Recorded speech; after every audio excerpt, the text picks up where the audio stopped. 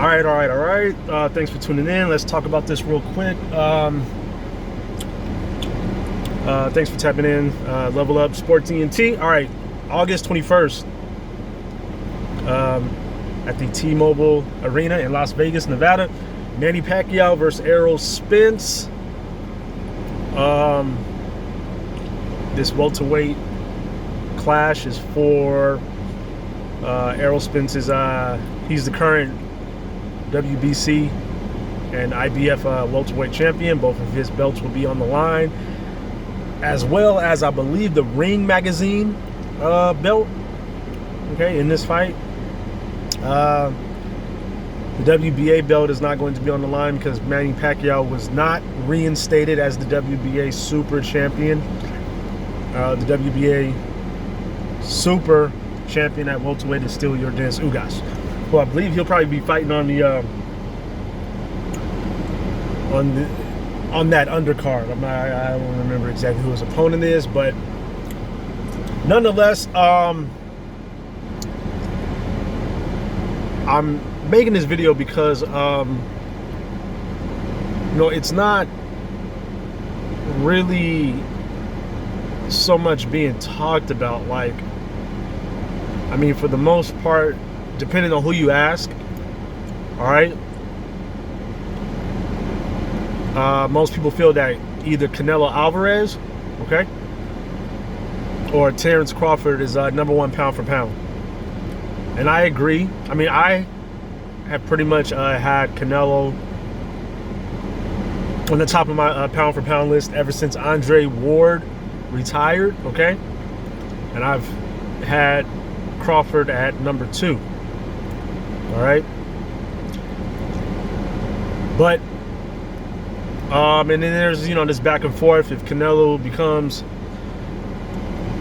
undisputed, which looks like it may not happen because it does not look like the fight with Caleb Plant is going to go down. There's a possibility that it still might, but it's not looking good. But assuming that if it did, if Canelo becomes the first undisputed champion at 168 pounds, is he the definitive number one pound for pound fighter? If Bud defeats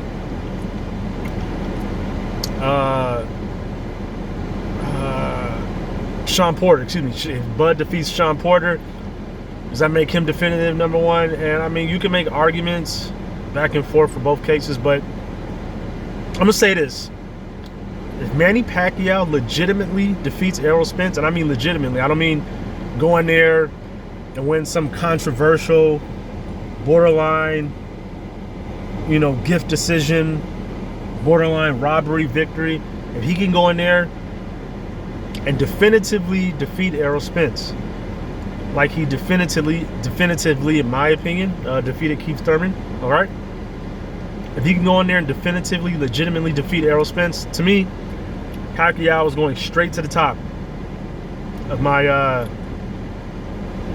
pound for pound list, okay? And to this day, I've never had Pacquiao at number 1. I had Floyd, I had Andre Ward, and I've had Canelo. I've never had Pacquiao off the top of my number 1 as the number 1 spot on my pound for pound list. Pacquiao is going straight to the top of my pound for pound list, all right? Pound for pound is subjective. There is no definitive criteria that constitutes, how one is supposed to go about, establishing a legit pound for pound list. It's all subjective, all right?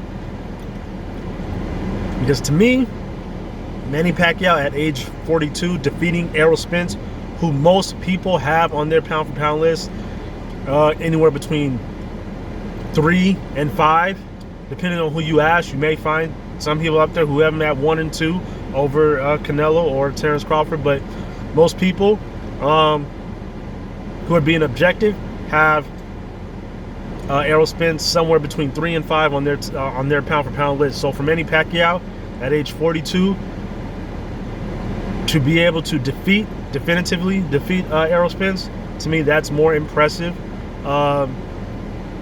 than Terrence Crawford beating Sean Porter.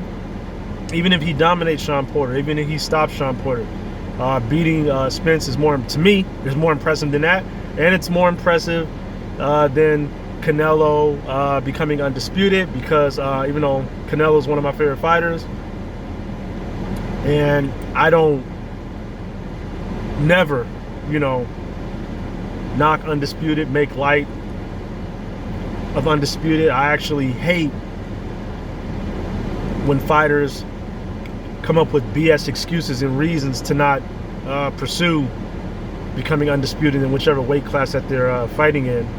But at the same time, I'm gonna keep it a buck. I'm gonna keep it a $1.50.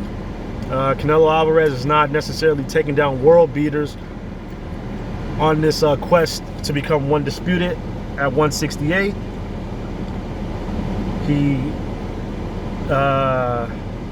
fought Callum Smith, who was trash. Basically, he fought Billy Joe Saunders, another guy who, outside the David Lemieux fight, has really never done much of anything worth mentioning throughout his career. All right, Billy Joe Saunders was he was nothing. And yeah, Caleb Plant. I like Caleb Plant. Caleb Plant has a style that can make things difficult for a fighter like Canelo. But at the end of the day, Caleb Plant, his level of experience is just really non-existent. Caleb Plant has fought absolutely nobody. He is the IBF champion, and he has fought absolutely nobody. Caleb Plant probably has maybe the worst resume in the sport of boxing of any legit champion at any weight class. All right, I don't know, I don't really follow much of what goes down at the lower classes between, like, below 118. I don't really follow what really goes down there, what's going on down there. But from 118 up, I can't think of a champion, all right, a legit champion, not these champions around here with these fake secondary titles and all that nonsense. I'm talking about legit champions. I can't think of one from 118 all the way to heavyweight that has a worse resume than Caleb Plant.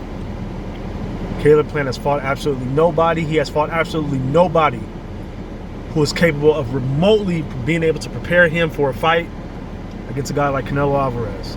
All right? So even though I'll definitely take my hat off to Canelo Alvarez, if he's able to become undisputed, all right, and I'm pulling for him to become undisputed, but at the end of the day, I'm not about to sit up here and act like he just took down a bunch of A-caliber elite level fighters or whatever to become undisputed. That's just not the case. I wasn't excited about him fighting Callum Smith. I didn't really give a crap about him fighting Billy Joe Saunders. But I give him passes for those because, you want to become undisputed, you got to go get the belts, and those guys were the champions, so you got to fight them.